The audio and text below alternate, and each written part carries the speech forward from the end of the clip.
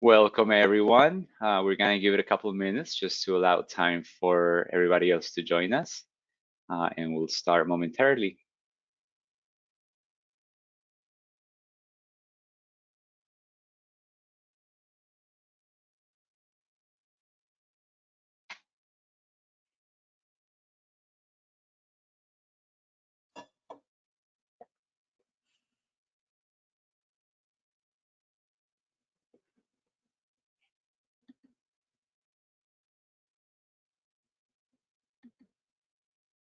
Again, this is JC from Creatio. We're just gonna give it a couple of minutes before we get started, so we just allow people to join the webinar.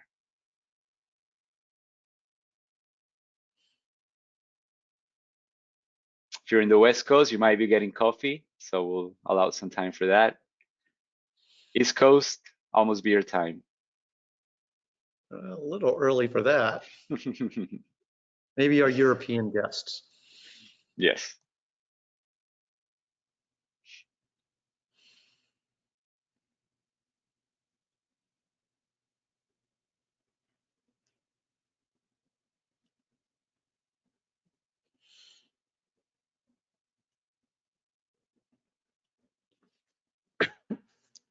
Excuse me.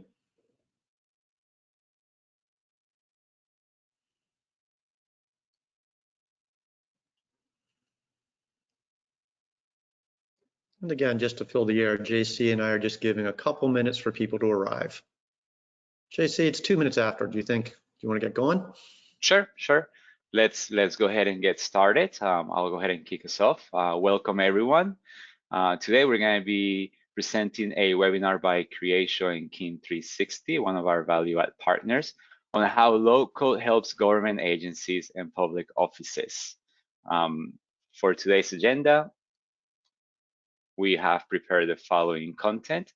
We're going to go over a brief introductions on the company, brief intros on the speakers, provide insight on how to accelerate a digital government, share our market research on market insight on the 8 tech challenges around the public sector and what they're facing today, how low code empowers the public sector.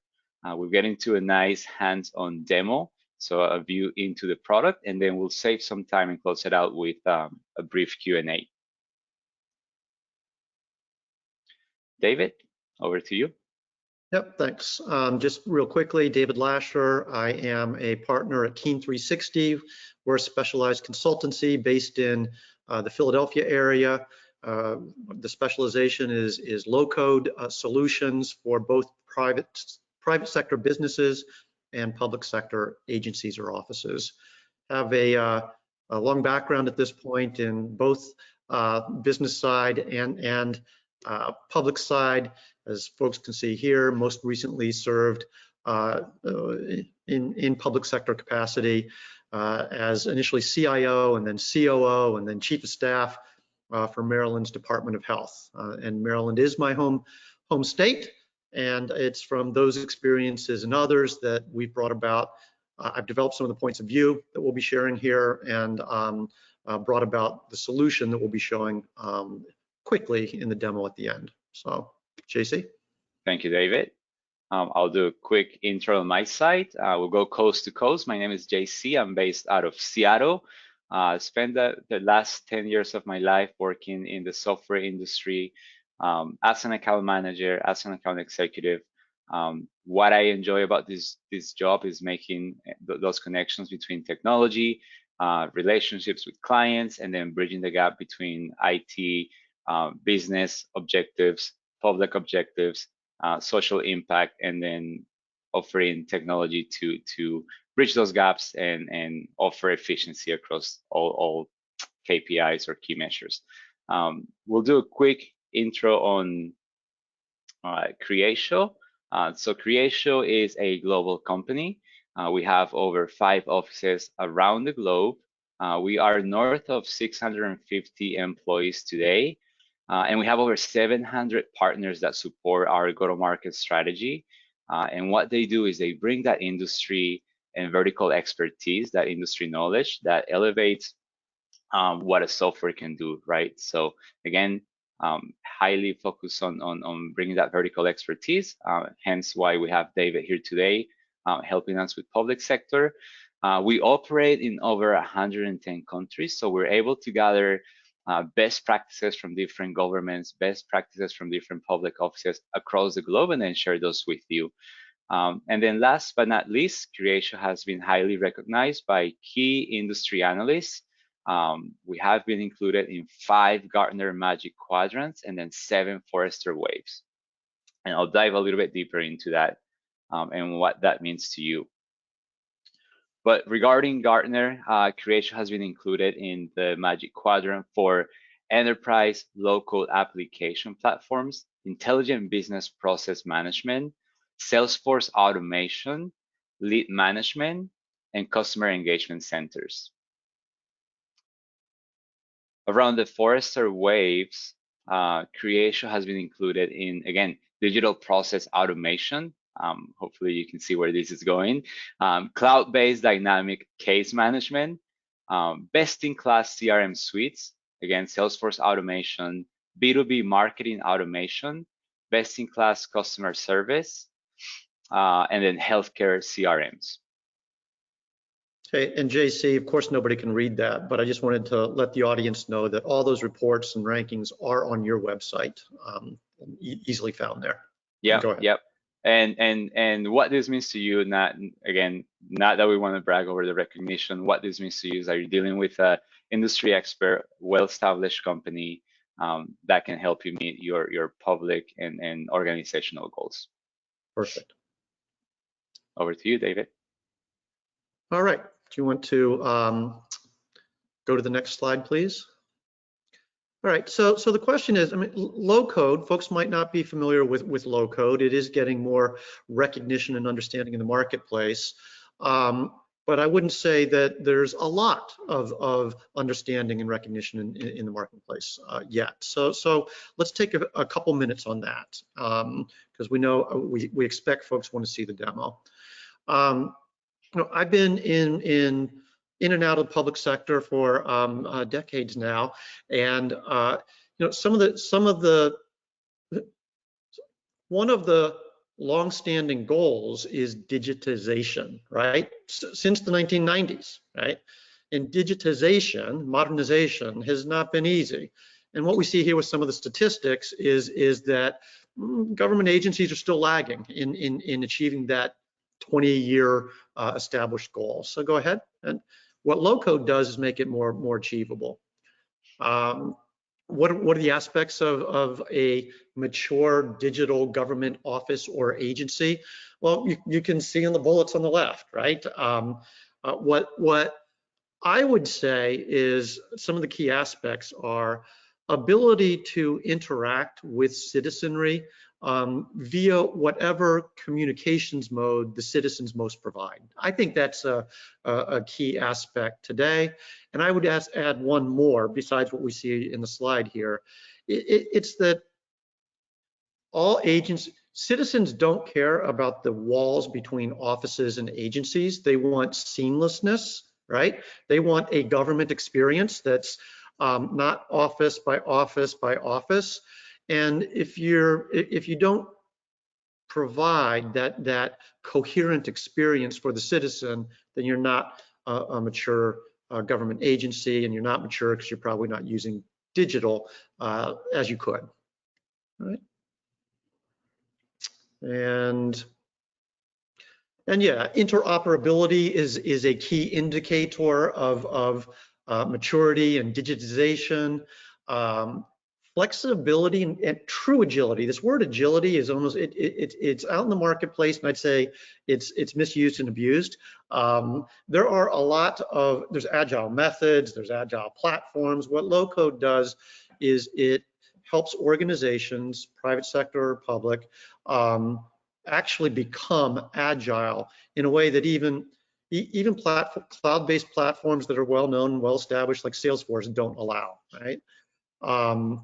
And what I would also, what I would say the acceleration in the bottom right there, I would say that the agility, the acceleration, the ability to change, to adapt to changing circumstances, this imperative has become impressed upon us all more so than ever by the pandemic, right? So this is what organizations in the public sector, offices in the public sector ought to be striving for and can achieve with low code. So that's it on this one, JC. Perfect. I'll transition us off to the top 8 challenges faced by the public sector. And with that being said, again, this is just industry insight based on our market expertise. The number 1 challenge today is digital identity to every citizen, right? Digital identity is the ability to prove an individual's identity via any government digital channel that's available to citizens. This is critical for the inclusion and access to government digital services or any kind of services. The digital identity ecosystems are quickly evolving and leading governments to assume new roles and responsibilities. This is a high topic for political agendas. So government CIOs must link digital identity to high noticeable use cases. And then there's a couple of insights that we can provide on how to help companies create a working and successful digital citizen ID program. And then some of the things that governments have to focus on is number 1, governance, technology, and user experience.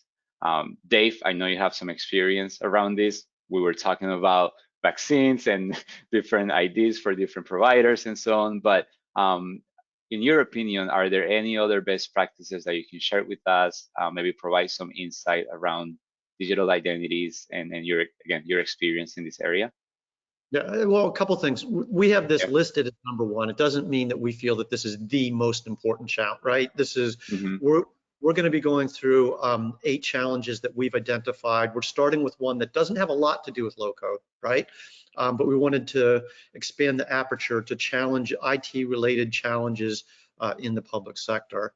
And what I would say is that this is important. There is no other way to have for a citizen to have a coherent experience with the government agencies serving them if there isn't some kind of a shared, reliable, protected, secure digital identity.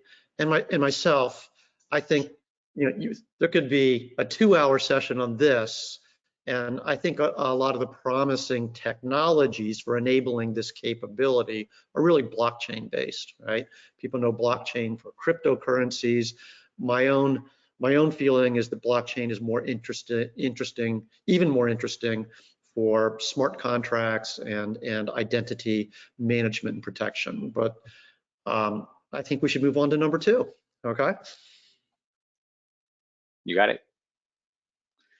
Number 2 is shadow IT and the risk-based security.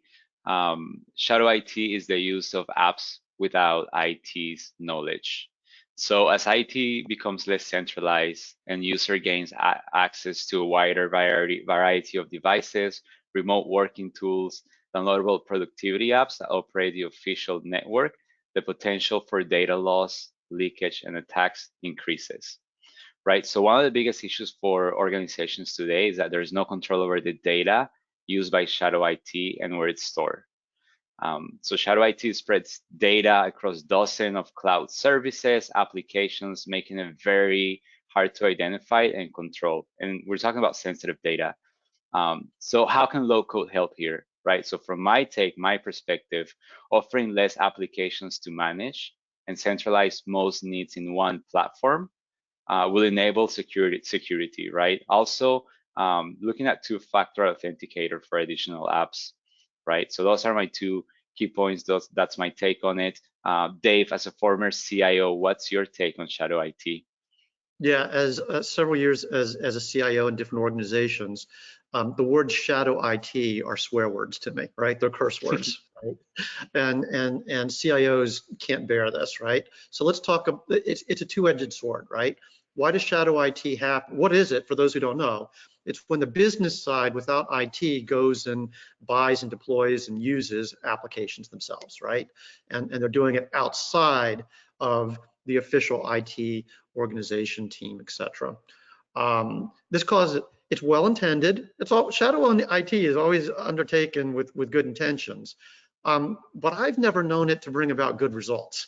Okay, and low code is a two-edged sword in this case. Okay, for shadow IT, one is, Mhm. in a way, it kind of makes it easier for the business if they want to exchange money for a platform that they can try to configure themselves for. Now, it does. They shouldn't do that. Okay. What they should do is work with IT and use low code. For shorter dollar within constrained budgets on shorter timelines. It's a way to get solutions to the programs or offices that IT serves, right? And it's a way to deliver more value from IT with, I'm going to call it with the business, right? With the administrations, the ministries, the agencies. It's a way to deliver more with the resources at hand, um, uh, so that shadow IT doesn't have to be something within your organization. Okay, so that's it on Got it. that, Jason. You got it. Perfect. Move on to number 3.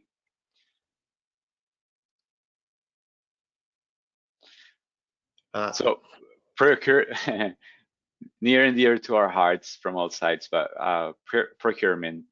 So when procuring for the public sector, money has to be spent wisely, correct?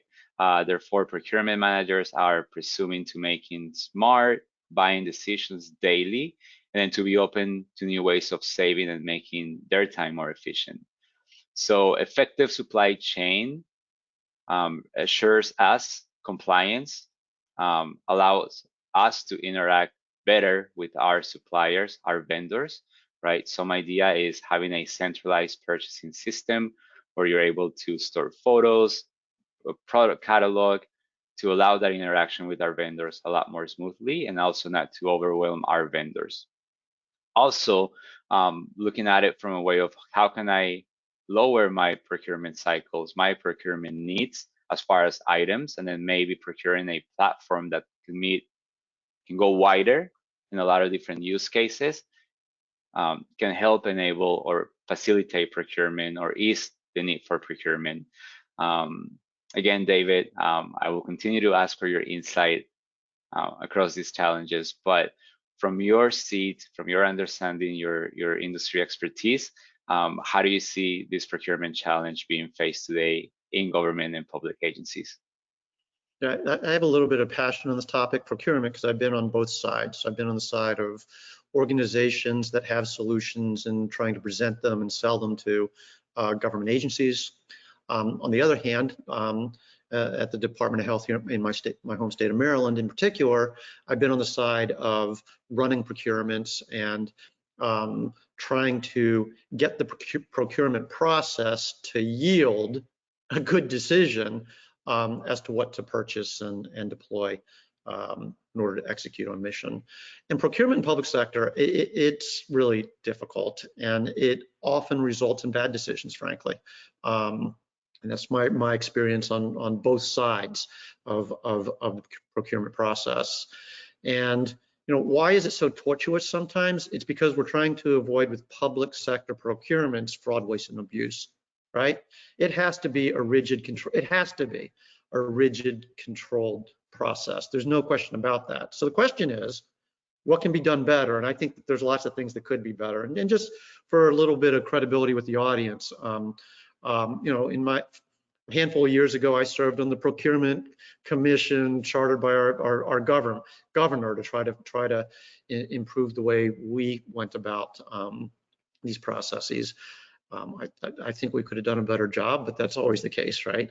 The point where low code comes in for procurement is that it can, without procurement, it becomes hard. Without low code during a procurement, there's a point at which you have to display and demo your solutions.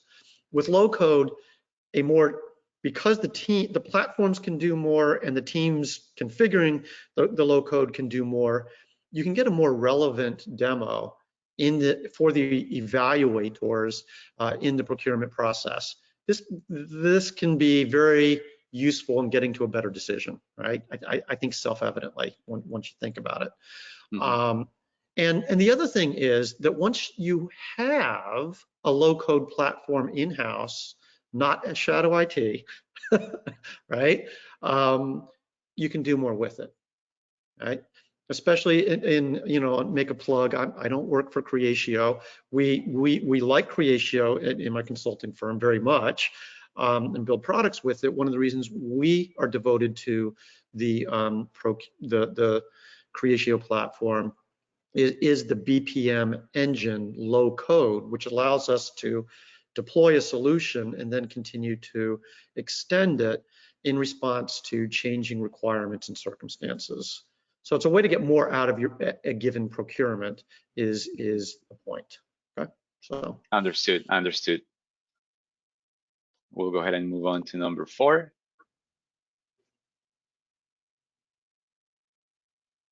And data and analytics everywhere. Again, another subject that's near and dear to my heart. As I spent the last or half of my career in this space, but analytics is basically the collection of analysis of data to provide insight that can guide actions to increase organizational efficiency and program effectiveness, right? So analytics everywhere allows leading government agencies to shift from the dashboard reporting lagging indicators to a more proactive insight to enhance business processes in real time. So creating benchmarks and improving those benchmarks. Where I see local playing here is a local platform becomes that tissue of connectivity across different use cases, across different departments. So then you can extract data, compare data, again, across different use cases, across different departments, measure for efficiency, create a benchmark, and then improve service, right? Again, David, as we transition into data-driven government offices in the public sector, because I know this is a high impact use case for the private sector, but how do you see data analytics, that data-driven culture play part into the public sector space? Yeah, so this is where low code really begins to have an impact, right? I mean, our Mm-hmm. first 3 arguable, I mean, some impact, but speculative value. With analytics everywhere, you know, with a low code platform like Creatio, which has the configurability for the applications and builds the transactional database underneath, but it also puts the analytics on top, right? And Mm-hmm.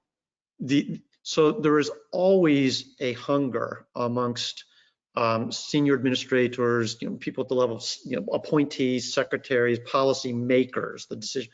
They've always got a hunger for data and answers, which hunger is never satisfied with legacy systems. It's just, it becomes, with the legacy systems, the technology platforms pre-low code, right? And I'm including Salesforce as pre-low code. Salesforce is not low code.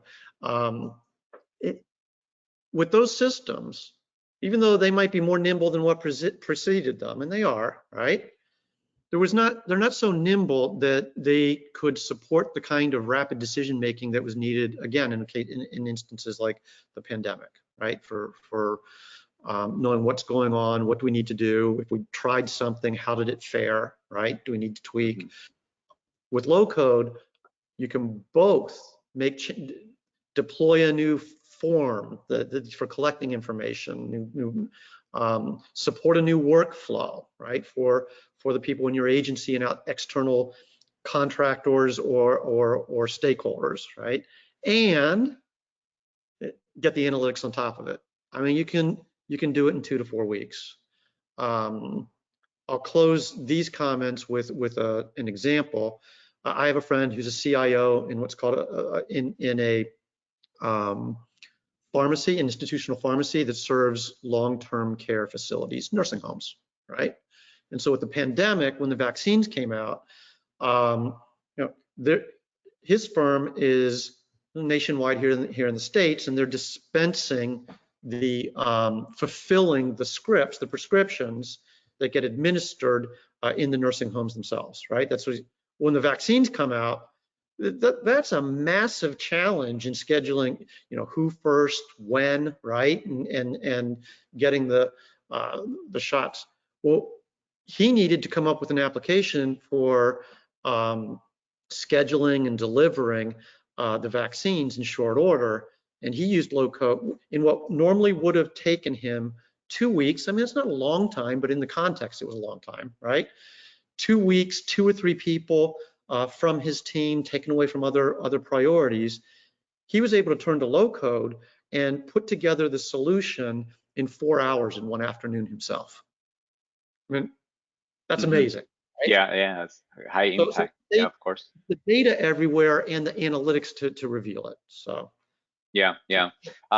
Before I go into the next challenge, it's something that I've seen clients and heard from our clients is going from data, which this is something our platform allows, is data, insight into action, all within the same platform, right? So you can call it prepackaged analytics, but you're collecting data and on the platform, again, that tissue for connectivity, you surface that through analytics on its own platform. When you're looking at a dashboard, you can go from that dashboard into action, right? Once you notice an outlier, something that you want to focus on, you click on that and then take action without having to jump into different solutions, different platforms. So again, that tissue for connectivity, going from data, insight into action, all within one platform, high impact for the public sector and of course the private sector as well. Yeah. And JC, on the analytics, as you said something that triggered this thought, which was, I just want to point out to those in the audience who might be wondering it, but Creatio plays very nicely with true data warehouses, big data warehouses, in which there might already be large investments from Tableau, Click, Microsoft Power BI. We at Keen 360 really like Power BI. And so they play really nicely in the exchange of data. And you can even take the dashboards from a Power BI or a Tableau and embed them into Creatio, right? So nice, yeah, it's amazing. So let's move on, right? That's advanced analytics right there. Okay. Our next challenge is multi-channel citizen engagement. So citizen direct participation with government reached new heights in 2020. I'm sure you know why. The pandemic, wildfires, hurricanes, and other events. What multi-channel citizen engagement is a seamless bi-directional engagement with citizens across organizational boundaries, right?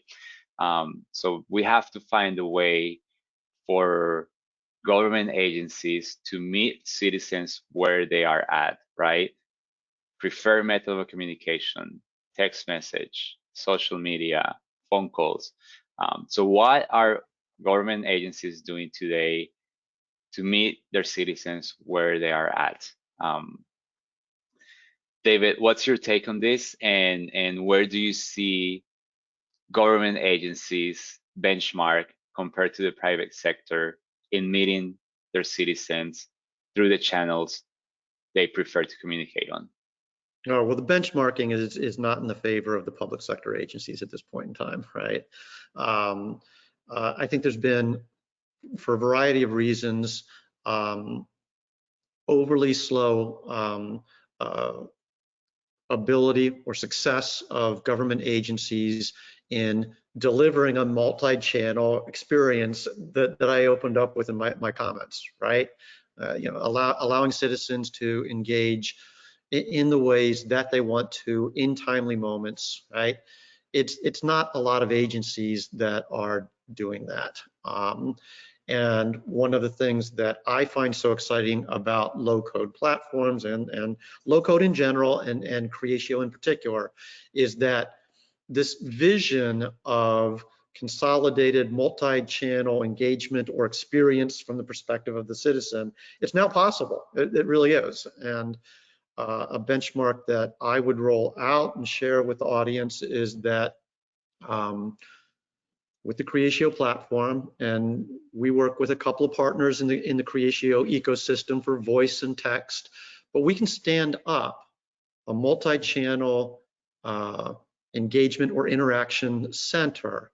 From moment of we want to do this, right, to having it up and running, voice, text, web, email, in less than 14 calendar days. I mean, it's pretty amazing.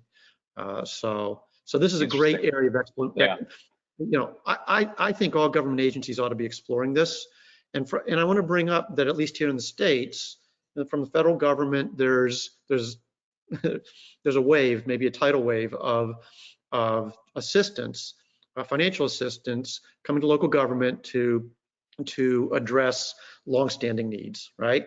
And I think one of the places that government agencies have an opportunity to really make some strides is right here. What's the citizen experience, and how do we engage, and how do we take it to 2, 3, 4 levels higher than we are today? Okay. Yeah. And I have some insight and some data to share around the benchmark and what the impact is. But I was also, I think I just went through this. I was telling you that this morning that I registered for my vaccine. The way that I registered was through Instagram, actually. So the notice came through my Instagram page. Notice it was my age group. Went to the website, then got a text message confirming my appointment. Again, a quick example of they met me where I transact, where I spend most of my time if I'm not at work. And then, I was able to get registered for my vaccine. So back to the benchmarking question, I do have some insight that I wanted to share on how the public sector compares in customer satisfaction in different countries. And again, it's a benchmark against top performing industries. So here we can see France, Germany, Canada, the UK, United States, and Mexico. And then what is the impact of customer satisfaction, or in this case, citizen satisfaction, right? And I think if there isn't, out of these KPIs, if there's only one that you take away from this, is increasing trust, right? Again, the citizen satisfaction or customer satisfaction, however you guys want to call it, will help increase times. You're at least 9 times more likely to increase trust if you're meeting your citizens the way they transact. Again, more KPIs around achieving your stated missions, budget, lowering risk, and then boosting employee morale, right? But trust. That's my takeaway from there. With that, I'll transition over to number 6, and it's automation in the public sector. So government need to automate multiple technologies, tools, or platforms, as many IT process and automate as many IT processes as possible. So the smart use of automation enable governments to provide outstanding levels of customer experience, driven by innovation that are sensitive to people as they are to technology. Automation efforts need to be focused on 3 main drivers: simplicity, reliability, and consistency. Now, I think there's a fine balance between lack of automation and hyper automation, maybe getting too many tools to try to automate, and then you disconnect from what's going on. So, David, again, what is your take on lack of automation or hyper automation as a challenge in the public sector? It's always been a challenge. We'll get to the demo in 5, 6 minutes. I'm gonna right, JC. So I'll show what's possible. I would say that from the citizen's perspective, engagement is the key value proposition of low code, and from an internal perspective of an agency, it's the possibilities of the automation, right? Being able to do more with the folks and the budget that you have in order to execute on your mission and serve your constituents. So we'll show this in a few minutes, some examples. Perfect. We'll go ahead and transition to number 7, which is something you have already mentioned, Dave, but legacy systems, right? So many organizations struggle with legacy systems that are not fully performing, but are still linked to critical business infrastructure. And with that come outdated processes, outdated workarounds, and inefficiency. So why upgrade legacy systems, Dave? How often do you get asked this question, first of all? Well, usually the why is because the legacy systems are inflexible, built to requirements from 20 years ago, right? Running on technology stacks that don't know anything about Instagram, right?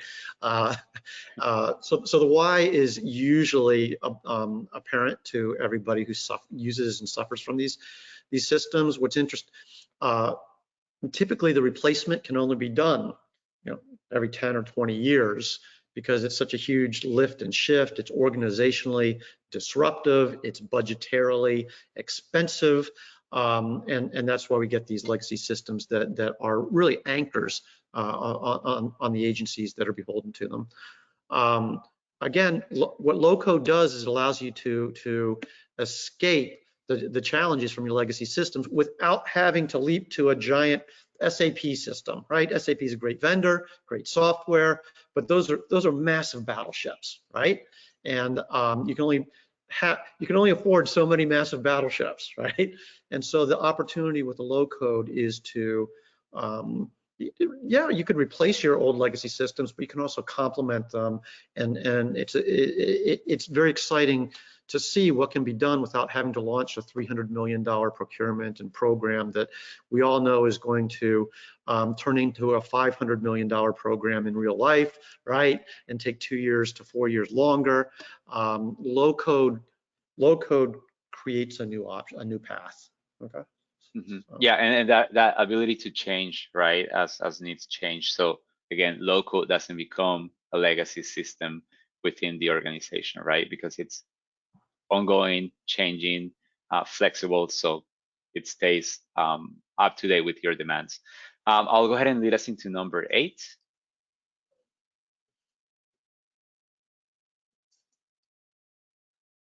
Oh, one moment. One too many clicks. Going back. This will be on skills gap, right? Absolutely. I think it went. Well, how about we speak to it? Yep. So it's coming up.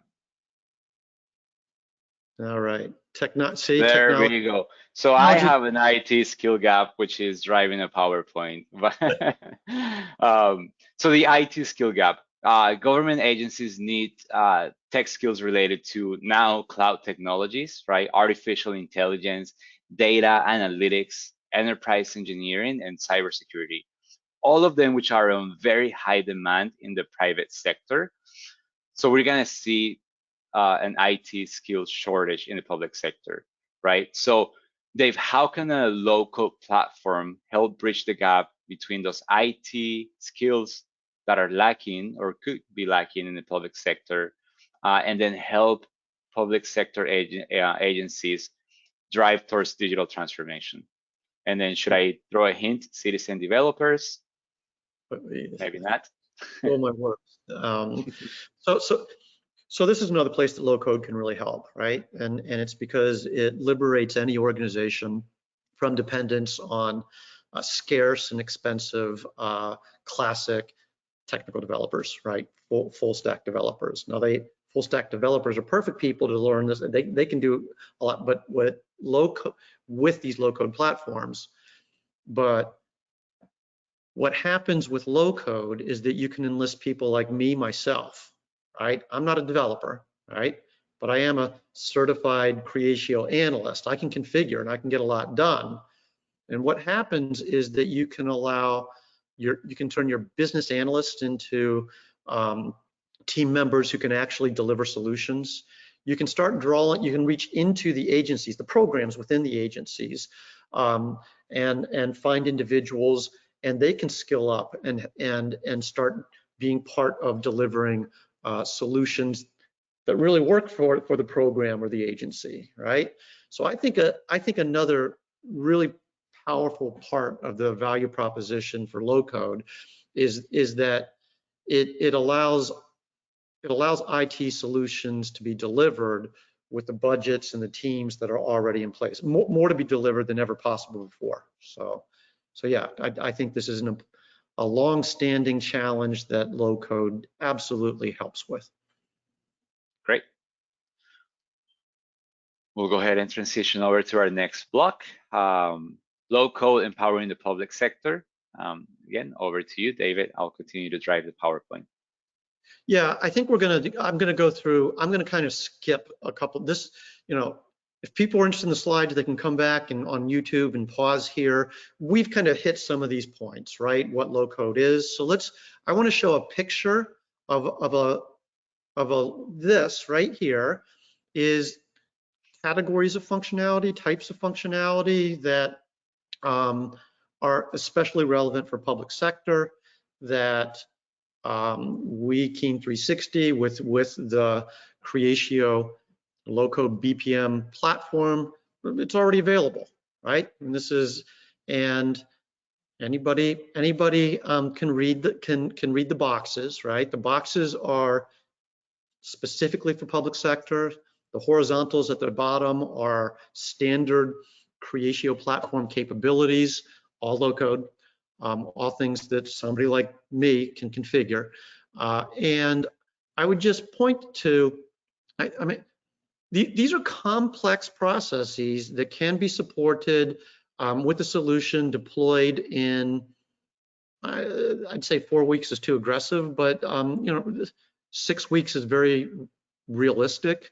And depending upon the amount of data conversions and system integrations, it could be a couple months beyond that. So let's move on to a case study, I think on one of the next slides. Yeah, so for example, e-permitting, right?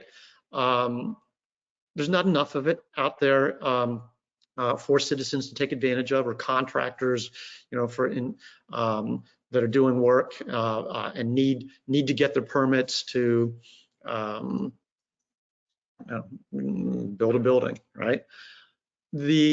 The citizen experience is on the top in orange, right?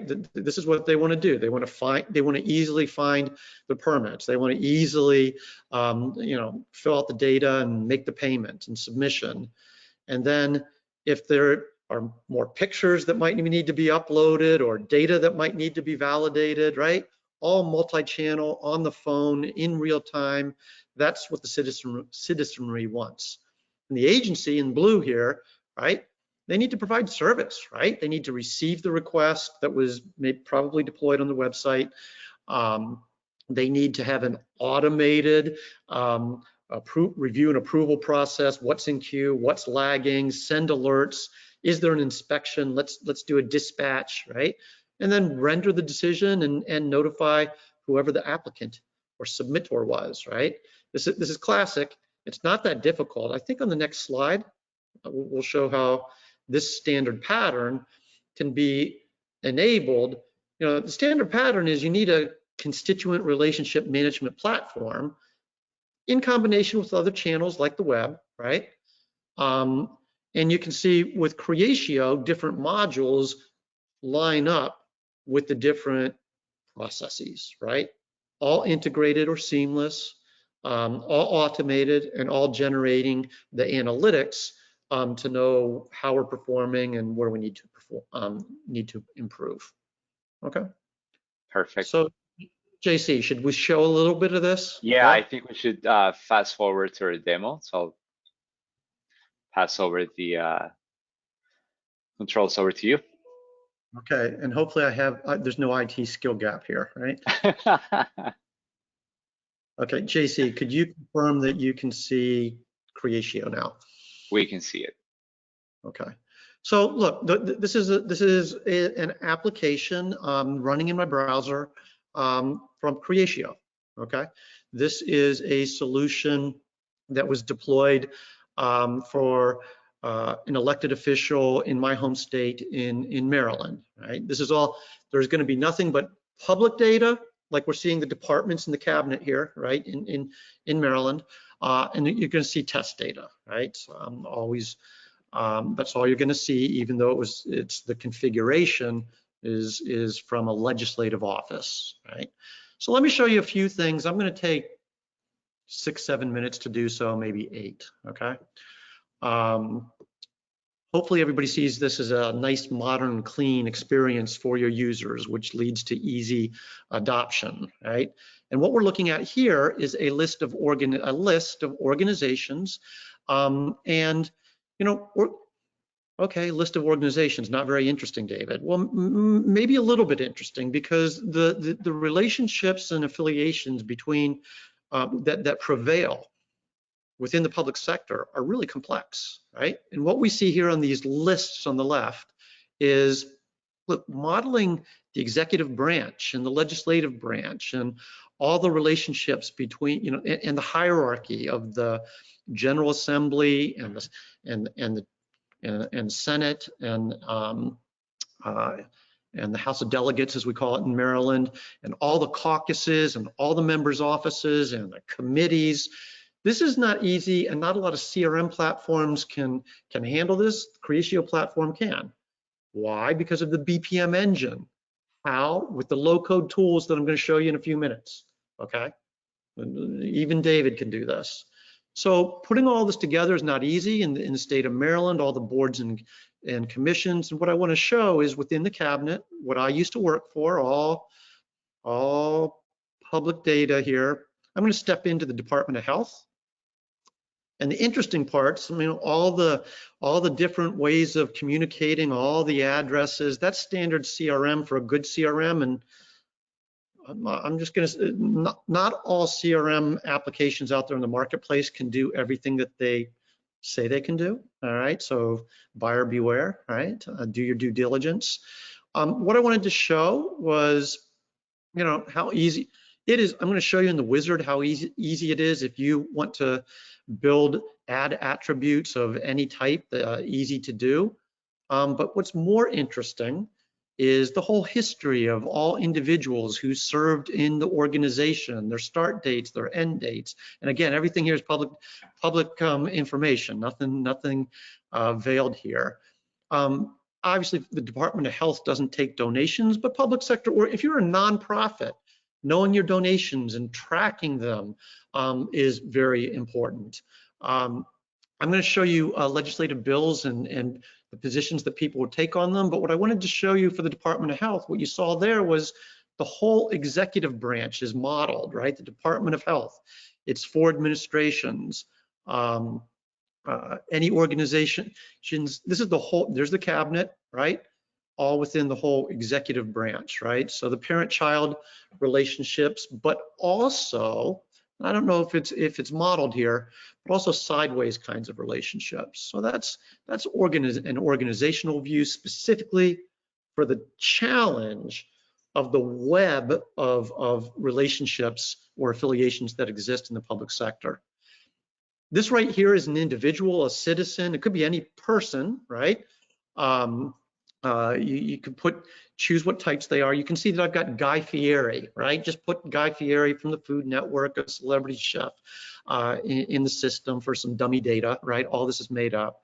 And what we wanted to show you here is that, of course, all of the communication information, but what gets interesting is, yeah, what about profiles very specific to the citizen and or the voter or the contractors that might be applying for permits that I alluded to earlier, right?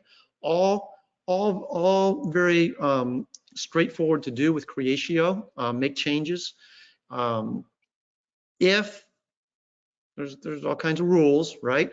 But if taking and managing donations and reporting on donations is part of what's needed, all very doable, right? So there's some examples of amounts and types and the information that's needed for compliance with statute that and ethics rules that exist in a given jurisdiction. All the jobs that a person might have. This gets interesting when we're tracking elected officials, lobbyists or advocates, people in the community, right, as they change jobs. And here's something very interesting that's possible as well. Keeping one eye on the clock to wrap up. This is public sector, legislative tracking. Who's supporting? Guy Fieri is a supporter of fake bill, HB 123, or opposes, right? All the relationships. Guy Fieri is an advisor or a board member for fake companies again. These are not easy. A lot of folks, can we really model all the relationships that prevail? The answer is yes, okay, and I hope I've demonstrated that. I want to stick on some of the low code and some of what's interesting about low code. The ability to do casework, that's what we're looking at right here. This is a notary application from a citizen to one of their legislators who has to orchestrate the process of, checking for crimes, getting references, right? And what kinds of casework or citizen service? I mean, low code, easily configured. There's a list right there that just popped up, right? That are representative for a legislative office. When I was at Department of Health, it would have been a different kind of list that we saw here. And for every, I will tell you, a strong difference between Creatio and other kinds of platforms are out there is that for each one of these types of service, we can have a different life cycle, right? A different life cycle through which that case moves. At every point along, every stage along the life cycle, we can trigger emails or reminders and automations, right? That's the power of the platform. I'm just trying to give a glimpse, right? Pulling, this is a list of all the bills from the 2021 session of the Maryland General Assembly, right? All here, session by session. What's interesting about this is if the constituents come in and they say they support, they oppose a bill, like Guy Fieri that I was just showing, what we can do is look at the life cycle of any given bill. Okay, I'm going to step into this one. The life cycle of any given bill, and as it reports out of committee, as a vote is taken, as the governor approves or vetoes, this is the whole life cycle. We can set we can send notices to our constituents who had expressed their interest in a given bill, right? We could be a lobbying firm, and we've got our clients, and they're interested in certain legislation. This is the power of the Creatio low-code system. This was not done by developers. This was done by me and a couple of my colleagues at Keen 360. Capture all the positions. I want to move on to how we do all of this. And how do we do all of this? This is a drag and drop wizard for creating the fields in a page. If this is the page, these would be the little tabs, right, in the wizard. And if we decided I need a new date or time field, it's just drag and drop. There's no coding. Even David can do this, right? It's point and click. If you've got a logical mind, you can build your forms just by talking to your folks in the programs that need your solutions, right? You hit a button, it takes 30 seconds to compile, and the new form or the updated form is available for usage. Remember I showed the legislative bill? This is called this is how any process that goes through a life cycle, right?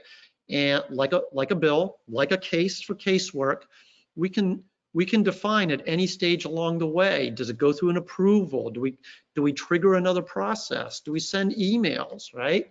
Do we need to prompt the system user to enter some information, answer some questions? All great low code functionality. What else is possible? And this is where I think, so this is David's opinion. The secret sauce and the real strength of the Creatio platform is its Bpm engine, the ability to model and support with an IT solution any process, any. I mean, any, okay? This is to show you a library of in this solution, different automations that we've built. They can be, I know that this means it's signaled by an event that occurs, or it could be a user clicking a button, all those options available. And what we do, this is it. This is the process designer. I'm on the canvas. This is all getting data from the database and then prompting the user to look at the data and make a decision, click a button, I'm sure. And then we kick off some calculations and some updates. This is This is low code. How does it work? I just, over here on the left, these are all my widgets or elements that I drag over to read from the database. And read what, then over here on the right, I give a name. I give a name, right? I just click on some, I want folks to be able to see this. You don't need to know SQL and how to build a query. It's all dialogues and drop downs, and basically the system is your concierge, your guide for getting to the solution. It's amazing. I wish that I had had this platform when I was CIO to be able to deliver more solutions to those whom I served in that role with the limited budgets that I did have. To wrap up, JC, you and I we could go on for hours, right? On this. Anybody that's interested, we at Keen 360 have a YouTube channel, but you could look at what these solutions look like: legislative tracking, constituent service, and more. And it's easy to look us up. And we'll put, JC, maybe we can put a link in the YouTube video when it's posted in the description. Absolutely. People can find these assets. So I think we consume most of our time, but let me hand it back to you to wrap up, JC. Absolutely. We still have some time for Q&A. I do have some questions that have come through, so I'm happy to read them back to the audience. So we talk about case management. You showed us case management, Dave, on the brief demo that you did. Are you able to re-emphasize on the value of low code in case management? Yeah, here's what I love about case management. There's a distinction between the process designer I was showing at the very end versus the case manager that gives a little bit more flexibility, right? What I love about the case designer or manager is that it lets you to take any kind of entity, IT speak, like a legislative bill, like a case, like an IT help desk, a ticket, right? Anything that goes through a life cycle, but goes through the stages, and you need to keep track of that. And you need to give notices to various stakeholders in data entry. But it's not rigid if then, right? There's dynamism and right in the process. It's the perfect place for the case manager, right? The case designer, and it allows the case designer allows for the complexities and unknowns that inherently prevail in the real world, right? As opposed to what I was showing at the very end, which is a lot of kind of if then, very structured, right? You need both and they complement each other. So that would be my answer to that. JC. Okay. We got two more questions that I want to make sure we answer. Can a single low-code platform replace dozens of applications? The answer is yes. Dave? It is with an asterisk. I don't want to, Yeah, JC, of course. neither you nor I wants to say that this is the magic solution to everything you ever needed, right? It's JC, it's not, right? Right? It's not, it's not like all of a sudden there's just going to be one platform in the whole organization to do everything. But there is the opportunity to consolidate many different applications, retire many different legacy applications, and put them on one single platform, or have this platform complement the large battleship SAP that might necessarily be in place for a long time, right? And the way to get started, I think here's the most important thing, JC, is don't think about trying to retire 12 applications at once. One of the things I love about low code is that it's so easy to get started, right? I mean, pick something where your organization has a pain point, where it's not real complex, and see what the possibilities are yourself. That would be my recommendation. So. Thank you. Okay, I think with that, we'll go ahead and wrap it up. Dave, thank you so much for your insight, industry expertise, and real life experiences. we'll go ahead and close it up with a couple of comments and an invitation to our low code marathon, which is going to be happening. It's actually a 10-day event. We're going to have over 50 speakers, same caliber as Dave. I believe Dave will be there as well. So June 1st through the 14th, there's a QRC code. We'll take you to the registration page. You can choose your own path. You can choose your vertical industry. Please register. We'll be providing a lot of insight on specific use cases and verticals and departments. The next, please subscribe to our low code podcast. We were talking about spending time driving. This is a good way to spend your time learning more about low code and our digital events.